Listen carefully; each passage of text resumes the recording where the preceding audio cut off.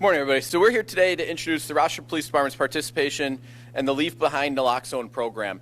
Far too often in our community, we have far too many people dying from overdoses and suffering from overdose-related illnesses and injuries associated with those. So the Rochester Police Department has been working closely with Monroe County Department of Health, with the HIDA, as well as other agencies that are out there. So I'd like to introduce behind me, I do have Chief Smith to talk more about the program, as well as we'd like to welcome County Executive Bello, Dr. Smith from the Monroe County Department of Health. We also have Lisa Warden and James Hawley from the Overdose Response Strategy. So we'll start with Chief Smith to talk more about our program. Thanks, Craig. I'd like to thank our guests for being here with me. The mayor is traveling. He was unable to be here. Today, we're proud to be one of the first police agencies in Western New York to participate in Leave Behind Naloxone. This year alone, over 100 people have died in our community from suspected overdoses, more than double than have been killed by violence. We always talk about the steps we are taking to save lives from violence. Now we are taking this ambitious step to save lives from opioids. The Leave Behind Naloxone program, in coordination with the Monroe County Health Department, will provide our officers with kits to be dispersed to high-risk individuals in our community. High-risk individuals include not just overdose survivors, but people with a history of overdosing, high-risk users, and then also their friends, families, coworkers, or anyone else in a position to possibly use these life-saving supplies. Each kit will contain 2 doses of naloxone, also known as Narcan, as well as information on how to use it, harm reduction strategies, and resources to seek assistance. We will begin rolling this program and the kits out in early November with a plan to implement department-wide by February. Again, I'd like to thank all of our partners in reducing opioid deaths, including the New York, New Jersey, High-Intensity Drug Trafficking Area Representatives, or HIDA, as the captain mentioned, for bringing this program to our attention, the Monroe County Health Department, and the public health analyst Lisa Warden from Overdose Response Strategy. Without their assistance, this life-saving program would never have become a reality. Now I'd like to introduce page 2. I do have to thank Commander Dessain, who's over here, the newest member of my team, for spearheading this program within the RPD. Every kid is a chance to save a life and provide hope to those battling a substance use disorder. The actions of our officers go beyond enforcement. They represent compassion, empathy, and a commitment to helping our community. And now, without further ado, I'd like to introduce the county executive. Thank you, Chief. Good morning. It's wonderful to be with all of you here today. I want to start by thanking Chief Smith, all the men and women of the Rochester Police Department who go above and beyond every day to protect the health and safety of this community. So I want to thank you for all the work that you do here. And I also want to thank you, as it pertains to this program, for this new innovative approach as you're thinking about the health and safety of our community and how we can be innovative in reaching people. As the Chief said, oftentimes you think about the police work in terms of gun violence and other types of violence in our community, and here leaning into the opioid epidemic and the health of this community, and how the police department can play a role in saving lives in our community from people who are afflicted with a substance use disorder is a real new innovative approach. And I want to thank you for your willingness to lead in this area. The scourge of the fentanyl and opioid epidemic claims far too many lives in our community, and as the police will know, because you're oftentimes the first responder to those overdoses, that this loss of life is preventable. And that's why we've made it our mission to use county resources, to utilize settlement dollars that we have from the opioid companies to improve our community's response to the opioid crisis. And that includes the better coordination of services and programs that are offered by our community partners. Several years ago, we started with the creation of the county's 24-hour Improving Addiction Coordination Team. We call it our IMPACT Team. Since its inception, the Impact Team has worked with the community, engaged individuals and families struggling with substance use disorder. The leader of the Impact Team, Dr. Tisha Smith, is here, so I want to thank you, Dr. Smith, and your team for the work that you do every day to save lives. Dr. Smith and her team are connecting people in crisis with services, support, and treatment, and working towards the goal of reducing overdoses and overdose-related deaths. Earlier this year, I had the opportunity to work with our Impact Team and go for essentially a ride-along with the team and be able to shadow them for a day and spend quite a bit of time out on Lyle Avenue. We were on Dewey. We went up to the town of Irondequoit for a naloxone training. And I got to see firsthand how the men and women who work for the Impact Team engage with individuals who are really in need of help, who are drug addicted, they're unhoused, and the way they connect them with life-saving treatment like naloxone. They provide food, they provide access to other social service needs, and then also engage with them and try to get them on a path to recovery and healing. And I think that's one of the most important things, because what we see, it's one thing to talk about people's statistics or talk about numbers, but at the end of the day, those who are out there struggling in our community, they're not numbers, these are people. And these are people who have families, and these are people who are struggling with a disease. And when you can step back and look at the humanity that's involved here and how we can save a life, and when you have the resource, you have the compassion that the men and women of the police department here have, and they have the resources to be able to provide this life-saving medication to people and prevent a death, is really an incredible thing. I got to see it firsthand, like I said, with our Impact Team handing this medication out on the streets, involved in the training on how to use this medication safely. The expansion of being able to do that by working with RPD is going to save another countless number of lives. And this is a data-driven approach. When we started placing naloxone around this community, we installed about 550 naloxone boxes. And we put them in places, private businesses took them, commercial real estate stores, retail stores, restaurants, bars. All of Monroe County's 22 parks have naloxone boxes as well. And since July of 2022, we've distributed tens of thousands of doses of naloxone.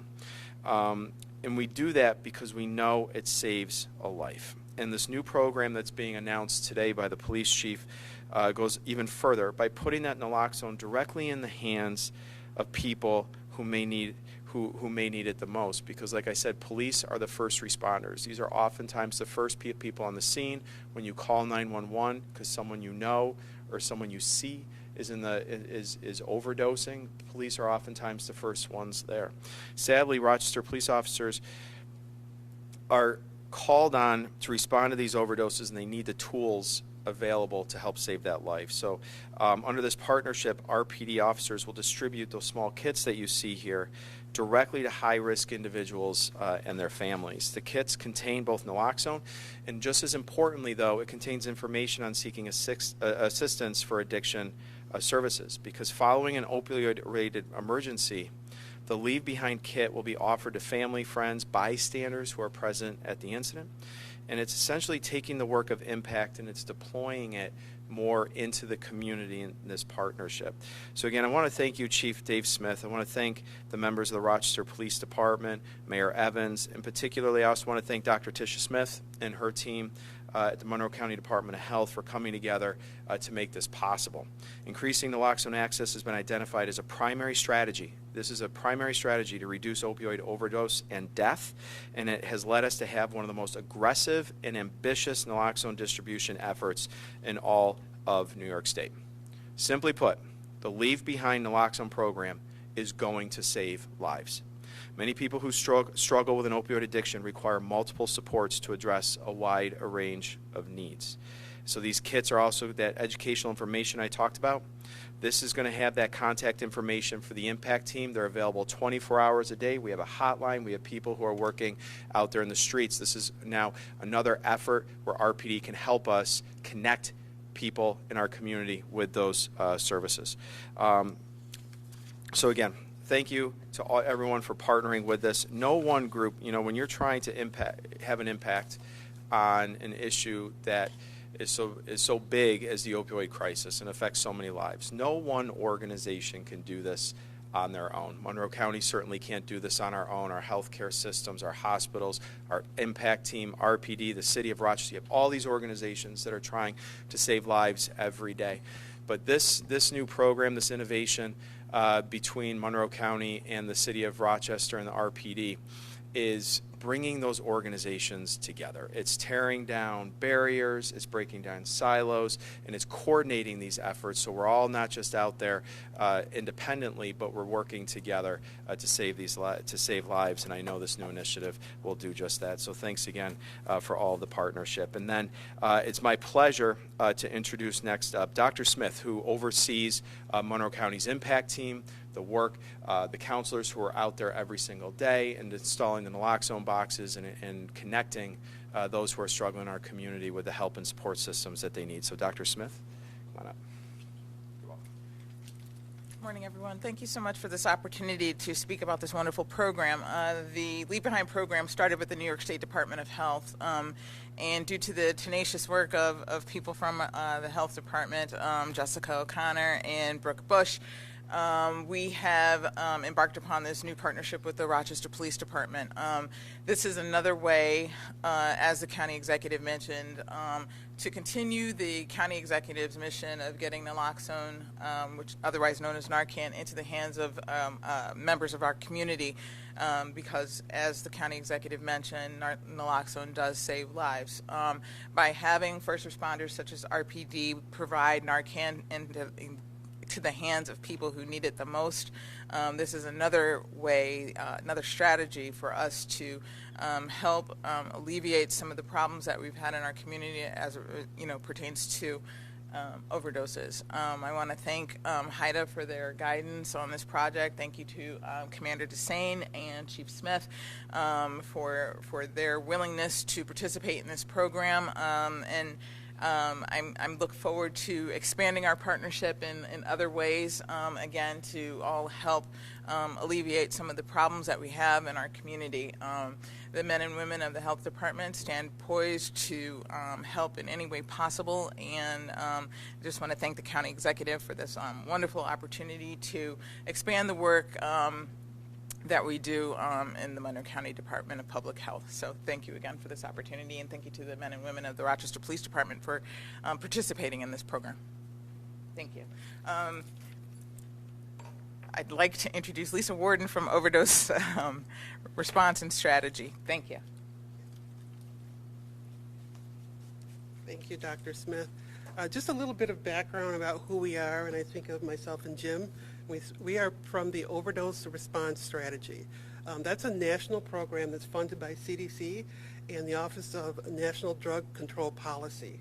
And the whole purpose of this program is to promote public health and public safety collaboration in overdose prevention work. As part of our role, each state in the U.S. is assigned a CDC Foundation public health analyst like myself and a drug intelligence officer from HIDA like Jim to work with local communities to implement innovative and evidence-based overdose prevention strategies where public health and public safety intersect. So we're really thrilled to be here. Our whole purpose in being here is to really applaud Rochester PD and the Monroe County for their efforts in implementing this Leave Behind Naloxone program. In August, Jim and we convened a session across New York State of all New York State law enforcement agencies to promote the implementation of Leave Behind Naloxone.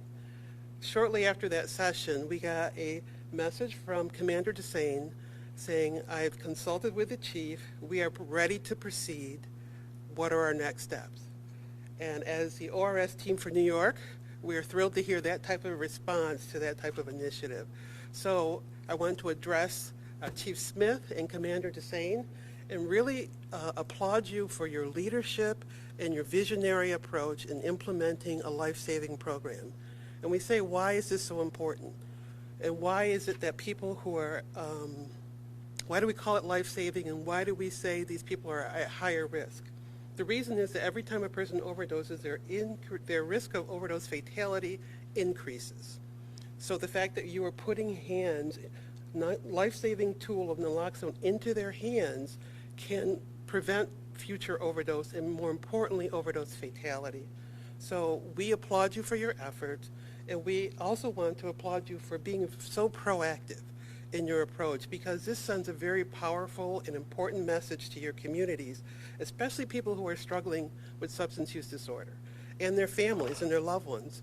Oftentimes they're hiding in shame and stigma and don't access these vital resources. So the fact that you and your officers are putting this into their hands and showing a compassionate response, we just can't applaud you enough. And to the county executive, I'm sorry to turn my back on everybody here, but the county executive, Bello, and Dr. Smith and your impact team, we also applaud your leadership. This is a really impressive, and the outreach that you spoke about from the state level, we have been impressed what we've seen with Monroe County in their naloxone expansion efforts. You have a clear and deep commitment to reducing overdose deaths in your community, and that's evident. So we commend you for your partnership with public safety, because that's key, right? This public health and public safety partnership, because people need not just naloxone, they need linkage to care, they need resources, they need compassionate care. And I want to applaud you, County Executive, for your impressive and enviable impact team. I wish every county had that level of resource in their community embedded in the county to mobilize into the community and provide compassionate, non-judgmental care. It is remarkable. So we're here simply to say kudos to you and your outstanding work. We know that great leaders open the door to great work, and you both have done that, so thank you.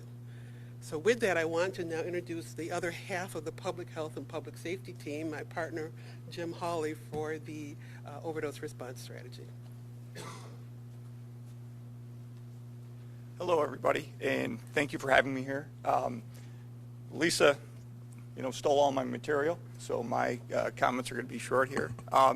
We saw Lisa and I present up in Albany at a harm reduction conference, and we were so impressed with the work that was going on in Rochester. We were like, we've got to get with Monroe County. We go all over the state, and the work that the impact team was doing here was phenomenal. Then comes this Leave Behind Naloxone, and then RPD jumps right on board with Commander DeSaint.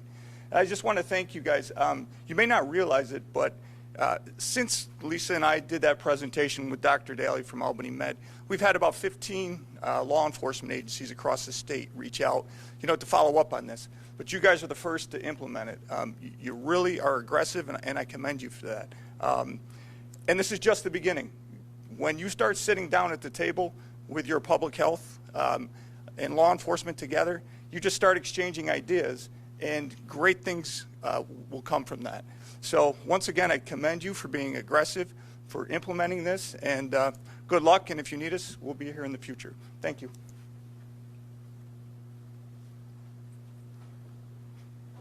Great. Thank you, everybody. And now we're open to a few questions if anybody has one.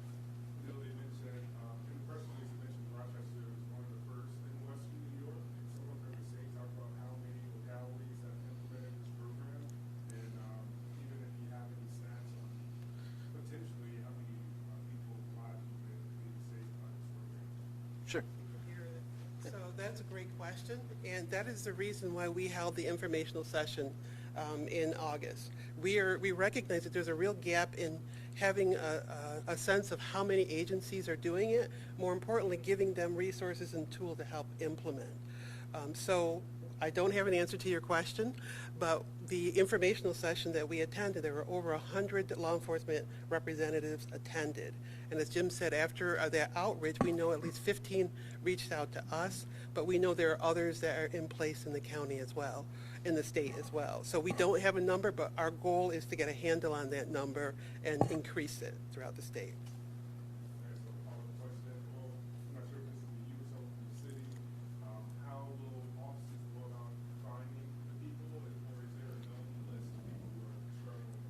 Yeah, so what these are going to be used for, so there's lots of agencies out there. For example, our partners in the fire department, following an overdose, have access to Narcan and naloxone and kits to leave behind at overdose scenes. And I believe the hospitals offer some resources as well. What this is looking at is beyond overdose scenes, if those resources aren't available at the scene themselves, looking at our officers encounter high-risk individuals on a daily basis that don't necessarily overdose to a point where naloxone or Narcan is being used. They don't necessarily at a point to where they're seeking medical intervention from the ambulance. But we know from working with them and talking to them on a daily basis or a weekly basis that this person is an avid user, this person is seeking help or not seeking help for whatever reasons, but we want to be able to get the Narcan into that person's hands, so God forbid, if they do have an overdose emergency, that they have it available.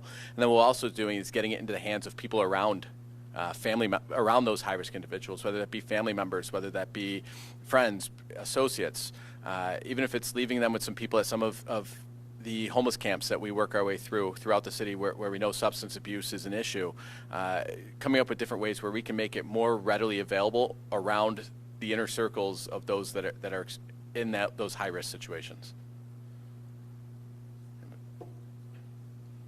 We good? Yeah, of course. Sorry. I'm not sure this would be for the chief or whoever would want to comment on it, but just in terms of how this might also help to rebuild the trust between RPD and the community at large, for the general community as well. Yeah, so certainly, we've got to look at the opioid problem in multiple different ways, but the two main ways, typically when people look at law enforcement, we're here to enforce the laws and to go after those that are providing that fentanyl, providing the drugs in our community. We have our special investigation section that's out there that targets the dealers, that targets the suppliers, that targets where it's all coming in from.